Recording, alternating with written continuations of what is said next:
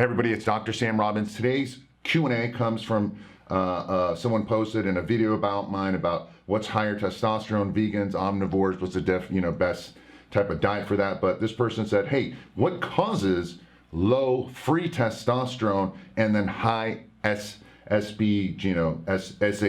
misspelled it, sex hormone binding globulin. All right, so just to let you know, testosterone goes up. That's a great goal for the guys. But then as your testosterone level goes up, that's your gross income, right? But what you care about is your net profit, all right, after all the expenses, and that's where your free testosterone comes in.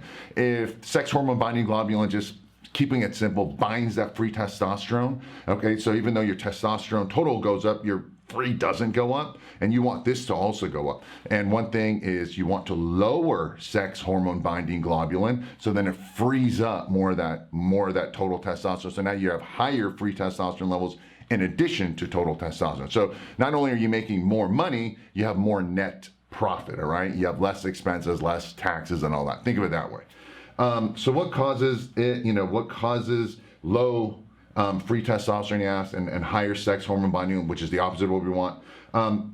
Being on a very low carb diets, that's one thing, all right? Because like vegans and ketogenic diets, now some will say it increases testosterone, but it lowers your free testosterone. And that's because insulin, when you have carbohydrates, insulin frees up sex hormone binding, lowers it and then increases more free testosterone levels. That's one reason, okay? So that's why you need some carbohydrates, some insulin. I'm not saying go crazy with the carbs, but that's very important. Also, when you have higher estrogen levels, that tends to increase sex hormone binding globulin. So again, we want to lower sex hormone binding globulin, again, in a normal range. So when you have high estrogen, so one best way to lower estrogen is to just lose body fat, all right? Now there's herbs that you can take. You can take drugs, but much better to take herbs to lower estrogen. Again, healthier diet and things like that. Losing fat is very key important.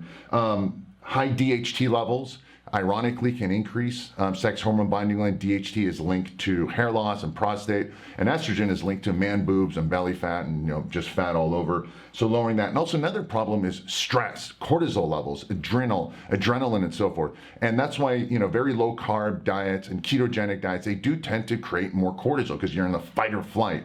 Not sleeping well increases cortisol. Working out too much, just anything that causes too much chronic stress will therefore increase sex hormone binding globulin. So what you want to do is lower stress levels. That will free up your testosterone more, so you're going to increase your free testosterone levels. So if that makes sense, so you want to do the opposite. You don't want low carb diets, you don't want high estrogen levels, you don't want high DHT, and you don't want high cortisol levels. And again, underneath this video, I'll give you links to one of the best solutions as far as vitamins and minerals and stuff for lowering sex hormone binding globulin and increasing total and free testosterone, in addition to other videos and articles. So make sure you leave your comments below. Let me know what you thought about this and questions about this. And if I use your question in the next video, I will give you a gift. So thanks for watching. Thanks for listening. I wish you a very happy and healthy day.